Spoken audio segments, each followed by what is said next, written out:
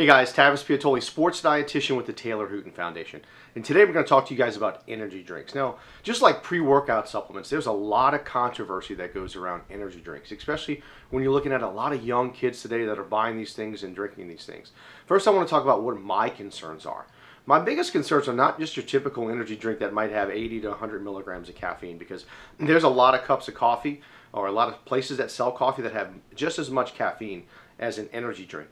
It's these companies that use multi-stimulants to really power pack their products. Things with caffeine plus guarana seed plus yohimbe. Things that are stimulants that can also increase heart rate, potentially increase blood pressure, especially when consumed in high amounts. Now, you take a young athlete or a young individual that's very active and they're maybe taking a pre-workout, drinking a couple of energy drinks on top of that.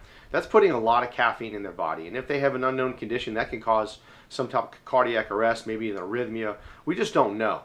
My biggest concern, though, is with these young athletes that think, hey, let's maybe consume 2 or 3 of these before a game. We've seen case studies of that. We've seen instances of that.